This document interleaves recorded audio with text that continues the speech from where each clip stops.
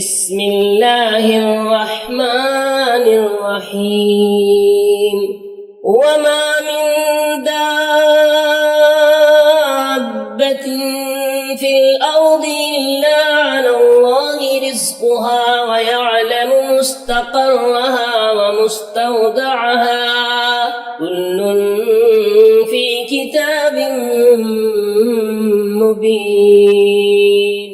السلام علیکم ورحمۃ اللہ وبرکاتہ۔ خواتین و حضرات، ہم وما من دابہ پارے میں پہنچے ہوئے ہیں۔ یہ قرآن مجید کا 12واں پارہ ہے۔ اس پارے میں 2 صورتیں آئی ہیں، ایک سورہ ہود ہے اور دوسری صورت سورہ یوسف ہے۔ ان دونوں صورتوں میں اس پارے کے اندر جو مضامین آئے ہیں، جو تھیمز آئے ہیں، ان پر ہم ایک سرسری نظر ڈالتے ہیں۔ اس میں 2 چھوٹے تھیمز ہیں اور ایک پورے پارے پر پھیلا ہوا تھیم ہے۔ یہ جو پہلا ہے انسانی نفسیات کی خرابی، اس پر ہم کل تفصیل سے گفتگو کر چکے ہیں۔ اس پارے میں بھی اس کا ذکر آیا ہے، اور اللہ تعالیٰ نے بتایا ہے کہ انسان کو جب نعمتیں اور رحمتیں دیتا ہے اور اسے اس کے بعد چھین لیتا ہے تو مایوس ہو جاتا ہے، ناشکری کا رویہ اختیار کرتا ہے۔ پھر جب اللہ تعالیٰ اس کی دعا سن کر اس کی فراوانی، اس کی خوشحالی واپس لوٹاتا ہے تو فخر کرنے لگتا ہے، نام و نمود کرنے لگتا ہے۔ یہ باتیں آئیں۔ دوسرا موضوع وہ ہے کہ جس میں نبی کریم صلی اللہ علیہ وسلم کو ضیق صدر ہوتا تھا، آپ کو دل میں کڑن ہوتی تھی، تکلیف ہوتی تھی جب لوگ آپ کی دعوت کا انکار کرتے تھے اور آپ سے بیجا مطالبے کرتے تھے۔ کہتے تھے کہ اگر آپ رسول ہیں تو آپ کے ساتھ فرشتے ہونے چاہیے ادھر اور ادھر، اور دونوں فرشتے کوڑے لے کر چلیں اور لوگوں کو بتائیں کہ یہ وقت کا نبی ہے، جو اس پر ایمان نہیں لائے گا اس پر کوڑے برسا دیے جائیں گے۔ یا آپ اگر رسول ہیں تو آپ کے ساتھ کنز، مال و دولت وہ آسمان سے برسنا چاہیے تھا۔ لیکن ان سب کے بغیر آپ ایک عام انسان کی طرح دنیا میں زندگی بسر کرتے ہیں، آپ کیسے رسول ہیں؟ اس اعتراض کا جواب قرآن نے یہ بتایا کہ رسول کی رسالت کا پختہ اور محکم اگر کوئی ثبوت ہے تو وہ قرآن مجید ہے۔ یہ تمہاری عقل کی کمزوری ہے کہ تم رسول کی رسالت کی شہادت میں چاہتے ہو کہ فرشتوں کا نزول ہو، تم چاہتے ہو کہ رسول اس طرح سے اشارہ کر دے تو پہاڑ سونے کا بن جائے اور چھو کر دے تو مال و دولت انڈیل دیے جائیں۔ یہ نہیں ہے۔ رسول کی رسالت کی شہادت یہ ہے کہ اس نے جو کلام پیش کیا ہے، اس کی زبان کی سلاست و روانی، اس کی فصاحت و بلاغت، اس کا طرز استدلال، اس پر غور کرو۔ اور کیا تمہیں لگتا ہے کہ انسانی کلام ہے؟ اگر ہے تو لاؤ اس میں جو صورتیں ہیں ان میں سے 10 صورتیں ہی بنا کر لے آؤ۔ اس قرآن میں پائی جانے والی 10 صورتوں کے مشابہ 10 صورتیں تم بنا کر پیش کر دو، اور اس کام میں تم جس کو چاہو جمع کر لو۔ پرانے زمانے میں تو یہ سمجھ سکتے تھے کہ جس کو چاہو جمع کرو، تو اس کا مطلب یہ ہے کہ انسانوں اور جنوں کو جمع کر لیا جائے۔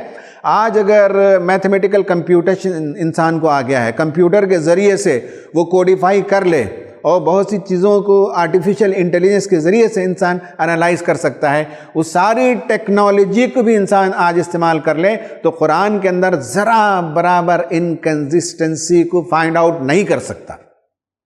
یہ قرآن کا چیلنج ہے۔ کنسسٹنٹ کلام ہے، انمیٹیبل کلام ہے، اس کی کوئی نقل نہیں کی جا سکتی۔ پورا قرآن تو درکنار 10 صورتیں انسان بنا کر پیش نہیں کر سکتا۔ یہ دوسرا تھیم ہے۔ اور تیسرا تھیم پروفیٹک سٹوریز۔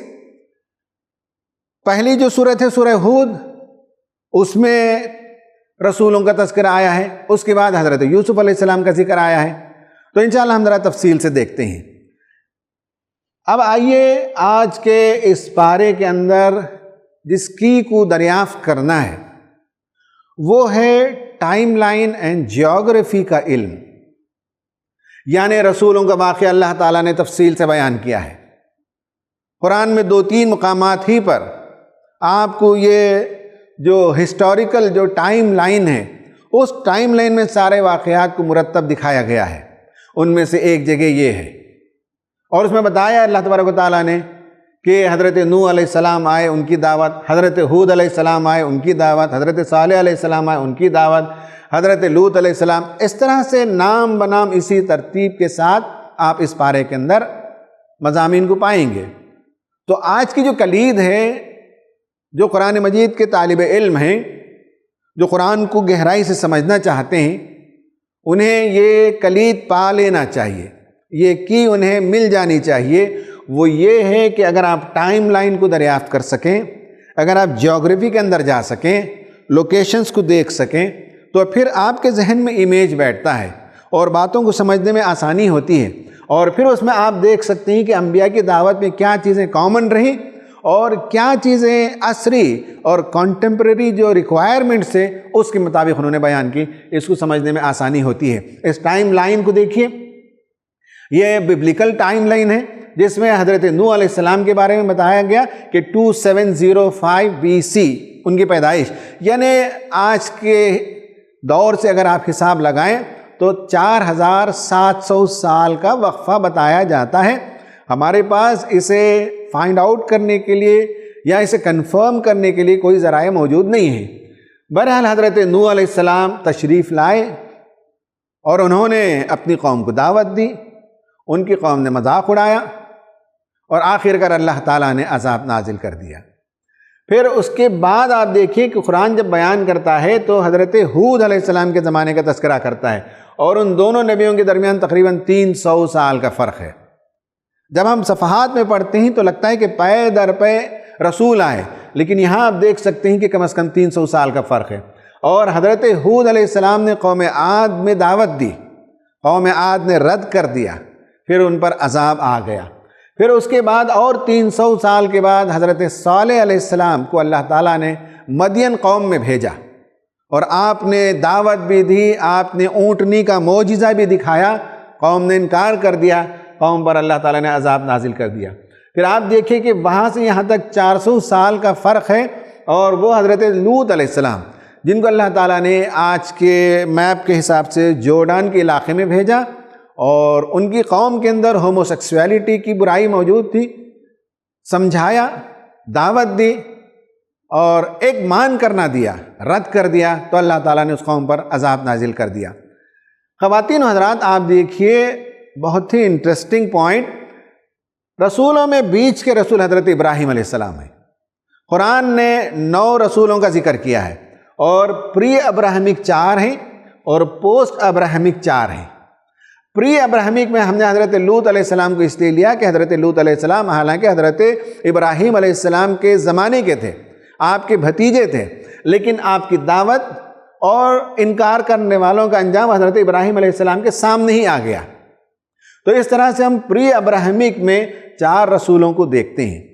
کبھی کبھی ہم دنیا میں ظلم و ستم ہوتے ہوئے دیکھ کر، خدا کا انکار کرتے ہوئے دیکھ کر سوچتے ہیں کہ اللہ تعالیٰ کیوں قوموں کو نہیں پکڑتا۔ غور کریں تو پتہ چلے گا کہ ٹائم سکیل کو دیکھیے، ہم 50 60 70 سال کی زندگی میں ریزلٹس دیکھنا چاہتے ہیں، اور اللہ تعالیٰ قوموں کی تقدیر بدلنے میں 300 400 500 سال کا فرق، اور آگے اور یہ طویل ہو جاتا ہے۔ یہ ہے ٹائم سکیل، اتنے بڑے وقفے کی مہلت ملتی ہے، تعلیمات پھیلتی رہتے ہیں، اللہ تعالیٰ مواقع دیتا ہے، پھر اس کے بعد قوموں کو پکڑتا ہے۔ پھر اس کے بعد آپ دیکھیں حضرت ابراہیم علیہ السلام کے بعد پوسٹ ابراہمک جو پروفیٹس ہیں، حضرت ابراہیم علیہ السلام کے سلسلے میں ویکیپیڈیا میں الگ ان کا برتھ اور ان کا ٹائم بتایا گیا ہے، اور ببلیکل نریشن میں کچھ اور ٹائم بتایا گیا ہے۔ میں نے ببلیکل نریشن کے حساب سے بتایا کہ 1830 سے 1638 BC، اور حضرت ابراہیم علیہ السلام نے عراق میں دعوت دی، وہاں لوگوں نے مانا نہیں، آپ کو آگ کے الاؤ میں ڈال دیا گیا، وہاں سے نکلے، کہا کہ انی ذاہب الی ربی سیہدین، میں اپنے رب کی طرف جا رہا ہوں، وہ مجھے راستہ دکھائے گا۔ پھر وہاں سے چل کر وہ فلسطین بھی آئے، مصر بھی گئے، پھر واپس فلسطین آئے، پھر مکہ آئے، یہ تفصیلات ہیں۔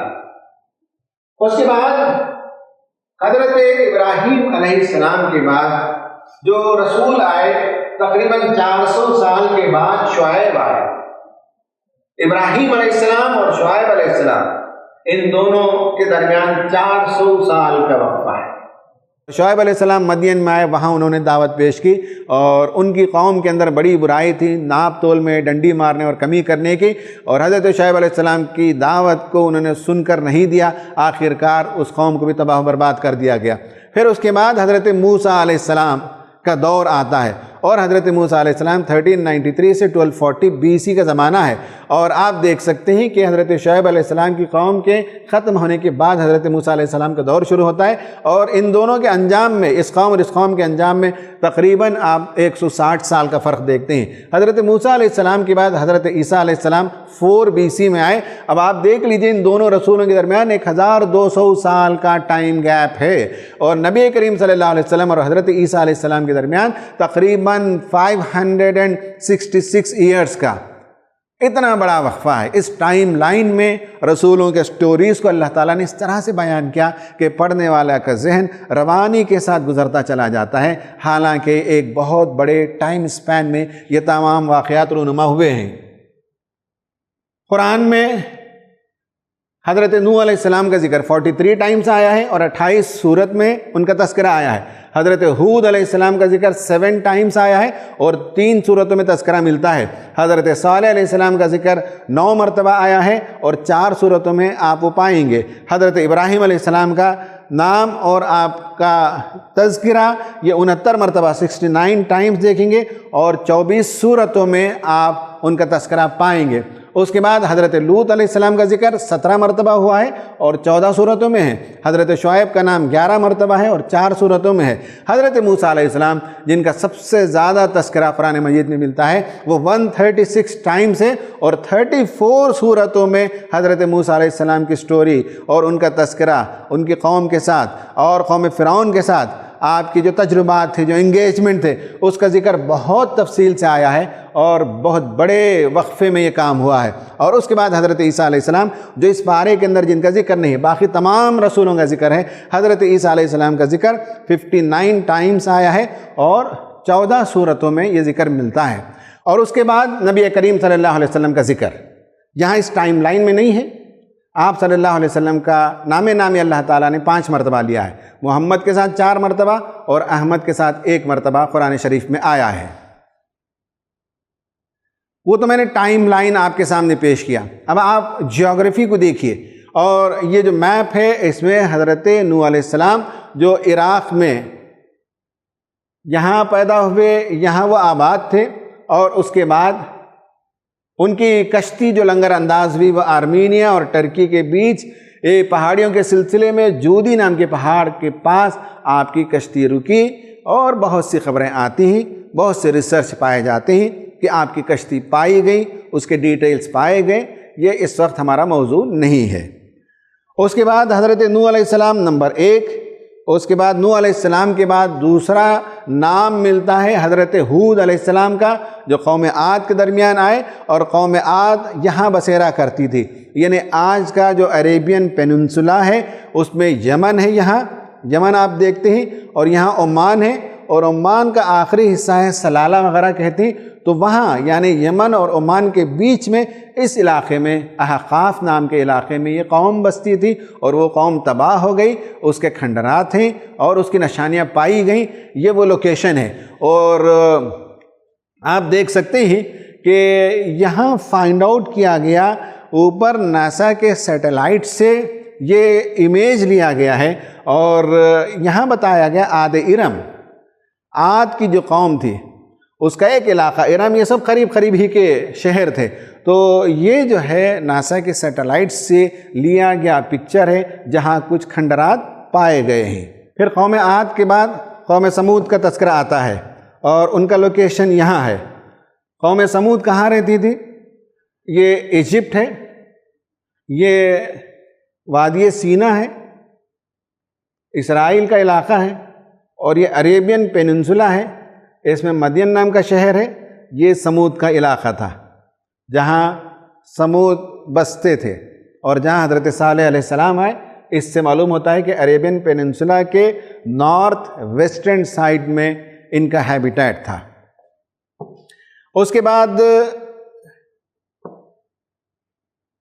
حضرت لوط علیہ السلام، ان کا علاقہ آج کا جورڈان ہے۔ اس جورڈان میں آپ دیکھ سکتے ہیں یہ پلسٹائن ہے، ایک طرف میڈیٹرینین سی ہے، فلسطین ہے، اور اس میں ایک جگہ جو جورڈان ہے آج کا، وہاں ڈیڈ سی پایا جاتا ہے، اور کہتے ہیں کہ ڈیڈ سی کی سیلینٹی بہت زیادہ ہے، اس لیے وہاں چیزیں ڈوبتی نہیں، لوگ بہت آرام سے وہاں گویا کہ فلوٹ ہوتے ہیں، سوئمنگ کرنا ان کے لیے آسان ہوتا ہے۔ تو یہ وہ علاقہ ہے جو حضرت لوط علیہ السلام کا ہے۔ پھر اس کے بعد حضرت ابراہیم علیہ السلام، ان کا زمانہ اور ان کا دور آپ دیکھیں کہ ار میں وہ پیدا ہوئے، عراق کا ایک شہر تھا۔ پھر اس کے بعد آپ نے وہاں دعوت دی، آپ کی دعوت کو رد کر دیا گیا، آپ کو آگ کے الاؤ میں پھینک دیا گیا۔ پھر وہاں سے آپ چلے، کہا کہ انی ذاہب الی ربی سیہدین، میں اپنے رب کی طرف جا رہا ہوں، وہ مجھے راستہ دکھائے گا۔ اور اپنی فیملی کو لے کر ٹریول کیا انہوں نے، کرتے ہوئے، اوپر سے گزرتے ہوئے، ڈیمسکس وغیرہ سے چلتے ہوئے، پھر وہ آئے ملک شام کے پاس، پھر ملک شام سے مصر گئے، پھر مصر سے واپس ملک شام آئے، اور ان کی فیملی کے ایک حصے کو شام میں بسایا، اور پھر ایک حصے کو فیملی کے یہاں لے کر آئے مکہ میں، جہاں انہوں نے اپنی بیوی بچے کو آباد کرایا۔ پھر واپس مکہ سے چلے گئے اور اپنی آخری قیامگاہ فلسطین میں ہے۔ تو یہ پورا لوکیشن بتاتا ہے کہ حضرت ابراہیم علیہ السلام کہاں آئے، انہوں نے کہاں سے کہاں تک ٹریول کیا، اور آخر میں وہ کہاں قیام پذیر ہوئے۔ اس کے بعد شعیب علیہ السلام، شعیب علیہ السلام کا علاقہ یہ بھی مدین کے قریب ہے، لیکن حضرت صالح علیہ السلام کی قوم مدین سے نیچے تھی، اور یہ مدین سے اوپر تبوک کے راستے میں۔ حضرت شعیب علیہ السلام یہاں قیام کرتے تھے، اور اسی قوم میں آپ نے دعوت کا فریضہ انجام دیا۔ اس کے بعد حضرت موسیٰ علیہ السلام، جن کا ذکر قرآن میں بہت زیادہ آیا ہے، اور بہت تکالیف انہوں نے سہے ہیں، ان کی زندگی بہت سے مشکلات سے گزری ہیں۔ ان میں سے آپ دیکھیں کہ ایجپٹ میں وہ پیدا ہوئے، ایجپٹ میں وہ پیلیس میں رہتے تھے۔ پھر اس کے بعد ایک وقت ایسا آیا کہ آپ بچاؤ کرنے گئے، اور آپ کے مکے سے ایک آدمی کا انتقال ہو گیا، تو وہاں سے چھوڑ کر پھر انہوں نے ایجپٹ سے ٹریول کیا، اور وادی سینا سے گزرتے ہوئے پھر اس کے بعد وہ مدین تک آئے۔ جو گرین ہے وہ گرین جو ہے مدین تک آئے، جہاں 2 لڑکیاں پانی پلانے کے لیے کنویں کے پاس کھڑی تھی، حضرت موسیٰ نے ان کی مدد کی، اور پھر وہیں ان کی شادی ہوئی۔ یہ گرین لائن ہے جو پہلی مرتبہ نبی بننے سے پہلے انہوں نے ٹریول کیا۔ پھر اس کے بعد اپنی بیوی کو لے کر واپس جو ہے اس راستے سے، گرین راستہ جو بتایا گیا ہے، گرین راستے سے آ رہے تھے، تو یہیں کہیں اللہ تعالیٰ نے انہیں پکارا اور انہیں نبوت سے سرفراز فرمایا، یہ وادی سینا میں۔ پھر اس کے بعد حضرت موسیٰ علیہ السلام آئے اور مصر میں دعوت کا فریضہ انجام دیا۔ یہ گرین لائن ہے، اور ریڈ لائن یہ ہے کہ اس کے بعد حضرت موسیٰ علیہ السلام اپنی قوم کو لے کر چلے، تو جو ایکسوڈس ہوا، وہ ایکسوڈس کا روٹ اس سے پہلے بھی میں نے بتایا ہے کہ وہ اس طرح سے چلے، اور سویس کینال کے علاقے کو انہوں نے کراس کیا، اور پھر وادی سینا سے گزرتے ہوئے، طور سے گزرتے ہوئے، پھر آگے ان کی قوم آگے چلی اور وہاں فلسطین تک پہنچی۔ یہ ان کا وہ میپ ہے، موبلٹی ہے۔ یہ چیزوں کو سمجھنے سے قرآن کی آیتوں کو سمجھنا آسان ہوتا ہے، اسی لیے ہم نے کہا کہ ایک کلید ہے۔ پھر اس کے بعد حضرت موسیٰ علیہ السلام کے تذکرے کے بعد، حالانکہ اس پارے میں نہیں ہے لیکن میں نے مناسب سمجھا آپ کو بتا دوں، حضرت عیسیٰ علیہ السلام، حضرت عیسیٰ علیہ السلام کا پورا علاقہ آپ دیکھیے، یہ وادی سینا اور فلسطین، اسی علاقے میں ان کا گزر بسر ہوا، اور آخر میں یروشلم میں وہ قیام کرتے رہے۔ اس طرح سے ٹائم لائن اور جیوگرافی کو سمجھنے کا فائدہ یہ ہوتا ہے کہ رسولوں کی جو حرکت و نقل ہے، ان کے جو مائیگریشن سے، اور وہ جن علاقوں سے گزرے، جہاں پڑاؤ کیا، جہاں دعوت دی، جہاں عذاب آیا، ان سب کو سمجھنے میں آسانی ہوتی ہے۔ آخر میں یہ ہے کہ یہ ایکٹیویٹی ہے، ایکٹیویٹی کے بعد ہم ایک ویڈیو ڈاکومنٹری آپ کو دکھائیں گے۔ ایکٹیویٹی میں بتایا گیا ہے کہ find out the common teachings among 9 prophets, 9 رسولوں کا جو تذکرہ آیا ہے، قرآن کھول کر پڑھیے 12ویں پارے میں، اور تلاش کیجئے کہ ان سب کے درمیان کامن ٹیچنگز کیا رہی ہیں۔ کچھ ٹیچنگز ان کے زمانے کے لحاظ سے اور ان کے حالات کے لحاظ سے ہیں، اور کچھ تعلیمات وہ یونیورسل ہیں۔ اس کے بعد number 2، find out the reaction of the leaders who rejected. ان نبیوں نے جب دعوت دی تو ملائے قوم کے جو سرکردہ لوگ تھے، جو پولیٹیکل ایلیٹ کلاس کے لوگ تھے، انہوں نے دعوت کو رد کیا، تو کیا جملے بیان کیے، کیا ایروگنس تھا، کیا ان کے طور طریقے تھے۔ یہ دونوں چیزوں کو آپ فائنڈ آؤٹ کریں گے تو آج کے کنٹمپریری انڈیا میں ہمیں دعوت دیتے ہوئے، ہمیں اپنی بات کو پہنچاتے ہوئے، حق کا کلمہ لوگوں تک سناتے ہوئے ہمیں اطمینان ہوگا کہ کون سا رسولوں کا طریقہ ہے اور کیا ریئیکشن ہو سکتا ہے۔ اور آخر میں ہے کہ are you following in their footsteps, کیا آپ رسولوں کے نقش قدم پر زندگی بسر کر رہے ہیں یا اس کے لیے تیار ہیں؟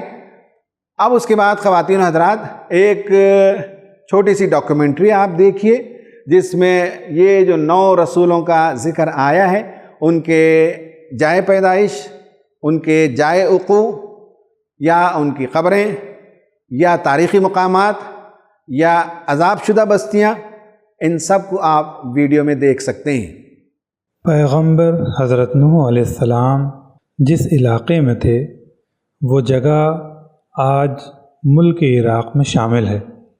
سمیریہ کے بت پرست قوم کو انہوں نے 950 سال تک دین حق کی طرف دعوت دی۔ قرآن سے معلوم ہوتا ہے کہ عذاب الہی کی شکل میں ان پر آسمان سے موسلا دھار بارش شروع ہوئی، ہر کہیں سے چشمے نکلے، ہزاروں قدم کی اونچائی پر سیلاب ابھر کر آیا، سارے منکرین حق ہلاک ہو گئے۔ کئی دنوں کے بعد پانی گھٹنے لگا۔ حضرت نوح علیہ السلام کا جہاز جودی پہاڑ پر جا کر ٹکرا گیا۔ مشرقی ترکی میں سرحد آرمینیا کے قریب واقع برفیلے پہاڑ ارارات سے 300 کلومیٹر کے فاصلے پر واقع ہے۔